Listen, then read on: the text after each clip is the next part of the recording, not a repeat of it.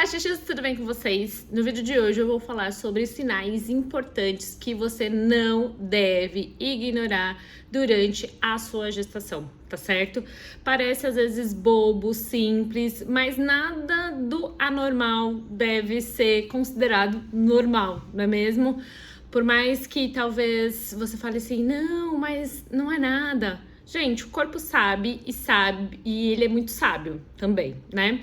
Então, qualquer coisa fora ali da normalidade, acho que é bom você pelo menos ficar atenta e ficar pelo menos com a dúvida. Combinado? Então vamos lá. Primeiro sinal seria sangramento vaginal. Principalmente se a gente for considerar ali no primeiro trimestre. É um trimestre muito sensível, né? Tem maior risco aí de abortamento. Então, qualquer sangramento, qualquer quantidade ali deve ser considerado em questão e você precisa fazer algum atendimento médico para realmente ser avaliada e para ver se não tem alguma coisa acontecendo ali, tá certo? Ou entrar em contato com o seu médico. Ponto 2. Dor de cabeça intensa, com visão turva, às vezes até com pontinhos luminosos. Pode ser um sinal aí de pré-eclâmpsia. Então, a gente precisa realmente ficar atenta. Tá recorrente? Não tá? Tá sendo uma coisa muito atípica, tá sendo algo recorrente, então a gente precisa também ficar atento, tá bom? 3. Inchaço súbito, mão, rosto, pernas. Não estou falando, por exemplo, em dias muito quentes, finalzinho ali da gestação, a tendência é realmente inchar. Ainda mais se for um inchaço progressivo, tá tudo certo. Tá dentro ali do padrão que a gente considera normal. Mas assim, acordou com o braço inchado, acordou com a perna inchada, precisa ser avaliado, tá certo? E principalmente às vezes é só um membro e o outro não. Por exemplo, quando eu fui fazer a cirurgia, tinha uma paciente no meu quarto que ela passou o Natal no hospital porque ela acordou com o braço inchado, a mão muito inchada junto com o braço. Ela foi diagnosticada com trombose. Então, é um quadro aí que a gente precisa ficar atento. Já teve paciente aqui que teve só um lado inchado, então já pedi para ela procurar ajuda médica, porque a gente não considera normal. E trombose acontece muito rápido, não dá muitos sinais. Então, esse sinal pode ser uma sugestão aí, então precisa ficar atento. Quarto, tô com uma colinha aqui para eu não perder, tá? Quarto, diminuição dos movimentos fetais.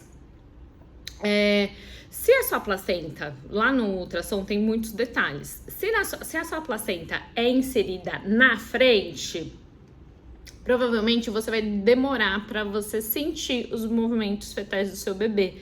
Geralmente a gente tem uma média aí de 20 e poucas semanas, começar já a sentir o bebezinho, mas se a sua placenta for na frente, você vai sentir menos, né? Ou às vezes você vai demorar um pouquinho para sentir. Diferente quando a placenta é inserida fúndica, aqui bem mais alta, ou posterior. Eu, Patrícia, adoro quando a placenta é posterior, por quê? Coisa minha, porque no finalzinho da gestação a gente dá pra ver uma movimentação fetal bem exata, né? Um pezinho, uma mãozinha fora da barriga. Eu, particularmente, eu adoro. Então, aqueles vídeos que você vê com muita nitidez, é isso. Provavelmente a placenta tá atrás e você consegue ver perfeitamente uma mãozinha, parecendo que tá num plástico, né? Dentro de uma bolha. Então, dá pra ver bonitinho. Considerando ali movimentos, depois ali de 28 semanas, se tiver uma pausa aí de pelo menos 2 horas, não teve, ou acima de 2 horas, não teve nenhum movimento fetal, é um sinal de alerta.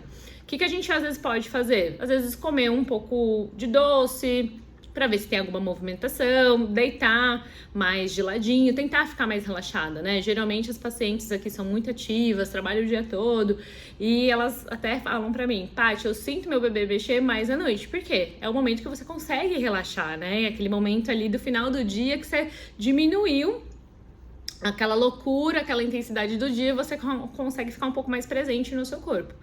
Mas assim, o bebê não se mexeu nada durante 2 horas ou até mais do que 2 horas, eu acho que é um sinal aí que a gente precisa considerar. Lógico, tem bebê que se mexe menos, né? Mas assim, ele não mexeu hoje, gente, precisa ficar atento, tá? Principalmente se a gente tiver aí mais do que 28 semanas, combinado? Perda de líquido, quinto, perda de líquido.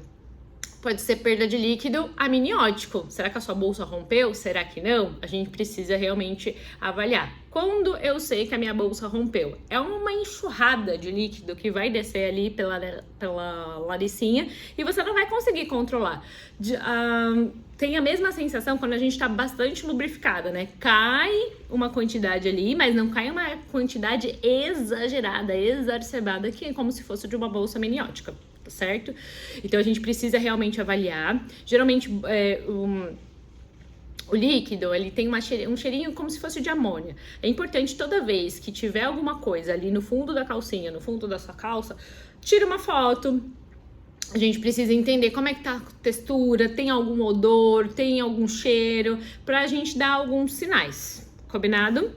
Sexto, febre ou dor para urinar. Gente, ficar com febre persistente, dor também a urinar, então o corpo tá dando sinais ali que não tá legal, tá acontecendo algum nível ali de infecção, de inflamação que a gente precisa investigar. Então, e uma infecção não tratada, ela pode virar uma infecção generalizada, às vezes pode induzir um trabalho de parto prematuro, então a gente precisa realmente, de fato, ficar atento, ok? 7. Dor lombar intensa.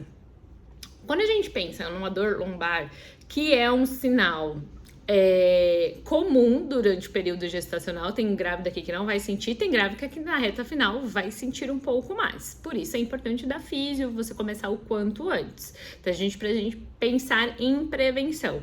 Mas quando a gente tem uma dor de lombar é ótimo, né?